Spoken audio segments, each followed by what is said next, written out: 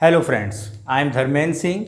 Today we discuss our current affair और आपका आज है 7 जून 2020. तो आज 7 जून 2020 को मनाया जाता है विश्व खाद्य दिवस यानी वर्ल्ड फूड सेफ्टी डे. अब वर्ल्ड फूड सेफ्टी डे यानी 7 जून 2020 को तो वर्ल्ड फूड, तो सबसे पहले आपका 7 जून को क्या बना है? वर्ल्ड फूड सेफ्टी डे, विश्व खाद्य दिवस. ओके, यानी 7 जून को world food day safety day मनाया गया. और वर्ल्ड फूड सेफ्टी डे के अगर बारे में हम जानें तो WHO द्वारा मनाया जाता है ये. और 2018 में प्रस्ताव संख्या 73/250 यानी UNO में एक प्रस्ताव आया 73/250. उसमें ये कहा गया कि एक प्रदूषित खाना खाने से प्रत्येक व्यक्ति, चाहे वो वयस्क हो, चाहे वो एक बच्चा हो और चाहे कोई हो, उसका पूर्ण विकास नहीं हो सकता. उसमें उसी पर्पज़ से खाद्य सेफ्टी का बिल लाया गया और 2019 से 7 जून को विश्व खाद्य दिवस मनाया जाने लगा. तो यानी आप समझ गए होंगे 7 जून 2019 को पहला खाद्य दिवस था. 2020 सेकेंड फूड सेफ्टी डे मनाया गया. ठीक है, सेकेंड फूड सेफ्टी डे. ठीक, और अगर हम इसकी थीम की बात करें, क्या थीम थी फूड सेफ्टी डे की? तो फूड सेफ्टी डे की आज की थीम थी खाद्य सुरक्षा सभी का कार्य. खाद्य सुरक्षा सभी का कार्य, सभी का कार्य यानी फूड सेफ्टी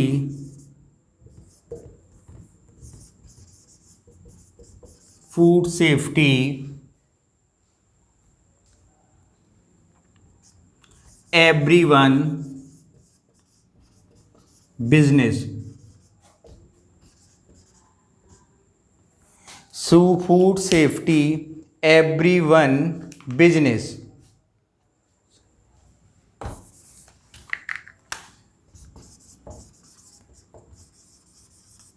ठीक है, तो यानी किसके तत्वाधान में वर्ल्ड फूड सेफ्टी डे मनाया जाता है? किसके में? WHO द्वारा. ठीक है, और 2018 में प्रस्ताव आया.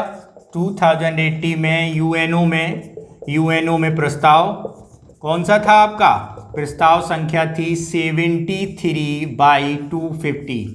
इससे ये कहा गया कि प्रत्येक व्यक्ति को क्या किया जाए? एक सुरक्षित खाद्य, स्वस्थ सुपोषित खाद्य की उपलब्धता कराई जाए. ठीक है, और आपके एजेंडा 230, UNO के एजेंडा 2030 में, जिसमें वो सतत विकास लक्ष्यों की बात करता है, तो उसमें जो लक्ष्य 17 लक्ष्य दिए गए हैं, तो 2 लक्ष्य किससे संबंधित हैं? 2 लक्ष्य खाद्य सुरक्षित खाद्य या स्वस्थ खाद्य से ही संबंधित हैं, खाद्य सेफ्टी से ही संबंधित हैं. ठीक है, तो अब हम चलते हैं अपने अगले न्यूज़ की तरफ, अगले करंट की, जो आपके एग्जाम के पॉइंट ऑफ व्यू से काफ़ी महत्वपूर्ण है.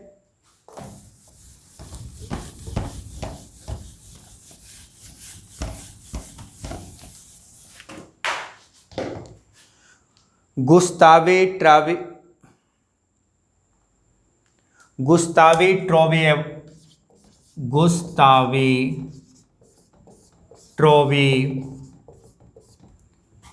पुरस्कार, ये क्यों चर्चा में आया और ये पुरस्कार क्या है, इसके बारे में बात करते हैं. तो गुस्तावे ट्रॉवे पुरस्कार इसलिए चर्चा में आया क्योंकि भारत का केरल में एक सौर फेरी है. फेरी यानी आपकी नौका, एक ट्रैवल फेरी है जिसमें आप लोग समंदर में एक यात्रा कर सकते हैं. तो उस फेरी का नाम है आदित्य फेरी. उसे इस पुरस्कार के लिए शॉर्ट लिस्ट किया गया है.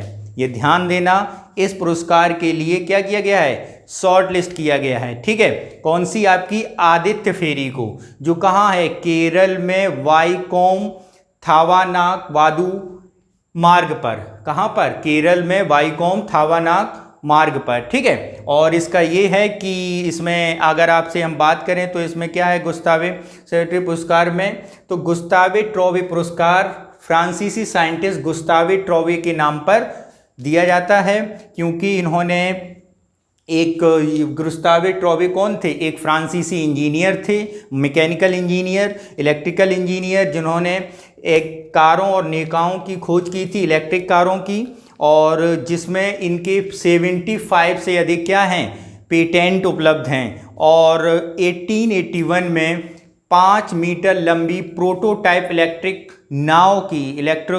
नौका की इन्होंने आविष्कार किया था। ठीक है, तो इलेक्ट्रिक कार और सोलर कार के नाव के कारण ही इनके नाम पर एक पुरस्कार दिया जाता है फ्रांसीसी गवर्नमेंट द्वारा। कौन सा? गुस्तावे ट्रॉवे पुरस्कार। तो ये अगर हम बात करें कि भारत की कौन सी आदित्य फेरी, भारत की आदित्य फेरी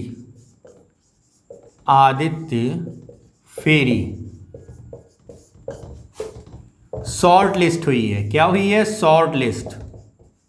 और इसकी शॉर्ट लिस्ट होने के लिए एक महत्वपूर्ण बात यह भी है कि ये विश्व की 12 नौकाओं में, फेरी नौकाओं में शॉर्ट लिस्ट हुई है। और एशिया में जो है, एशिया में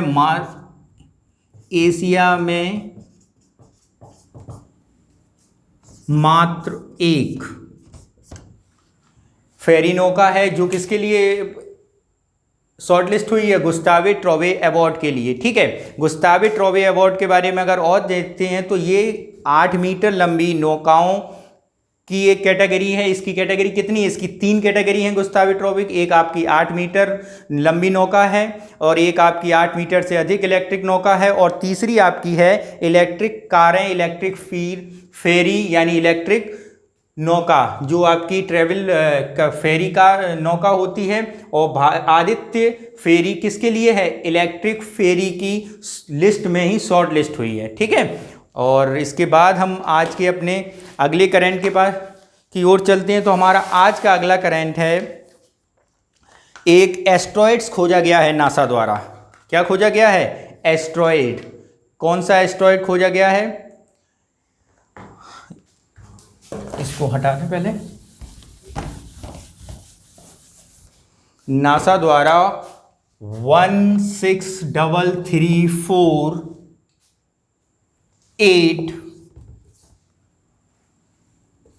2002 NN4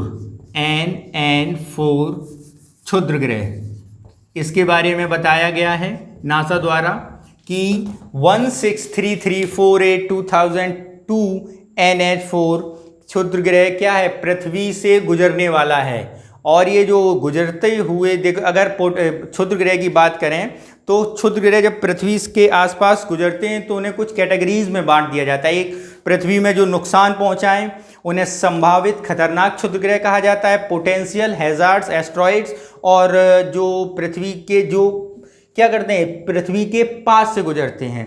तो यही कहा गया है कि इसे भी कैसा इंडिकेट किया गया है? एक खतरनाक क्षुद्र ग्रह के रूप में बताया गया है। और अगर हम इसके बारे में बात करें, इसकी खोज हुई थी 2002 में। कब खोज हुई थी? अगर हम इसकी खोज के बारे में बात करें, खोज जुलाई 2002 में नासा द्वारा। ठीक है, और ये PHA पोटेंशियल हैजार्ड्स एस्ट्रॉइड और नियर अर्थ ऑब्जेक्ट के रूप में वर्गीकृत किया गया है। ठीक, और ये कहा गया है कि ये प्रत्येक 14.5 दिनों में एक रोटेशन, एक अपनी धुरी पर कितना कर लेता है? 14.50 यानी लगभग 15 दिनों का, मानो 15 दिनों में एक अपनी धुरी पर, एक अपनी एक्सिस पर एक चक्कर पूरा कर लेता है। ठीक है, और अगर हम इसकी स्पीड के बारे में बात करें तो 5.2 किलोमीटर प्रति घंटा, प्रति सेकेंड, और 11,200 माइल्स प्रति आवर, ये इसकी क्या है, स्पीड्स बताई गई है अपनी एक्सिस पे मूव करने की। ठीक, तो एक तो ये है आपका एक क्षुद्र ग्रह, जो ये बताया जा रहा है कि अभी हालिया में इसलिए ये आया है क्यों, ये पृथ्वी से पास से गुजरने वाला है। ओके, इसके बाद हम लोग अपने अगली करंट के पास चलते हैं, अगली न्यूज़ के पास। तो हमारा अगला आज का करंट है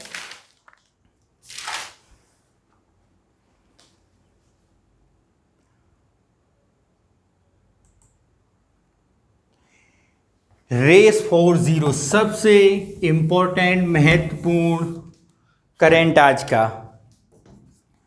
UNFCCC यानी united nation forum for conference, climate conference द्वारा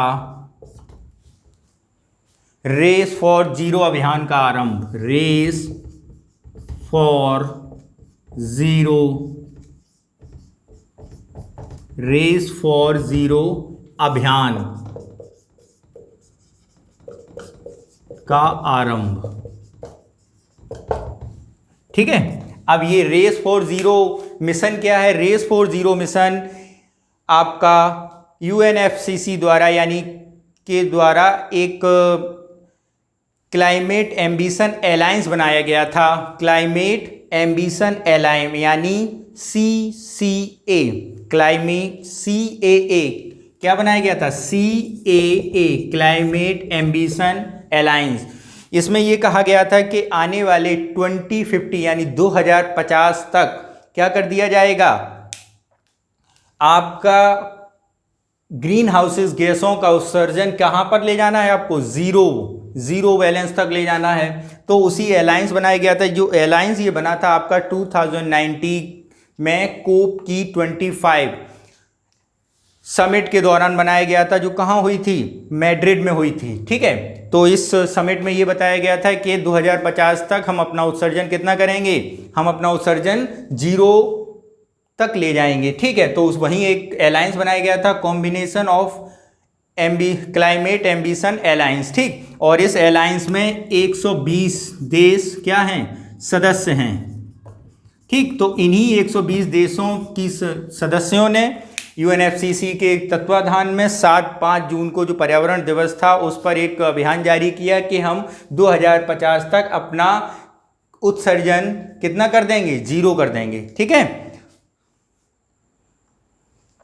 तो ये आज का आपका करंट है, और ये जो आपका करंट मैंने आज बताया गया है तो काफ़ी महत्वपूर्ण है, तो ये आप लोग ध्यान रखना। और दूसरी बात ये कि अगर आपको इसका PDF चाहिए तो हमारे YouTube चैनल को फॉलो करें और हमारे टेलीग्राम चैनल को सब्सक्राइब कर ज्वाइन करें। Thank you.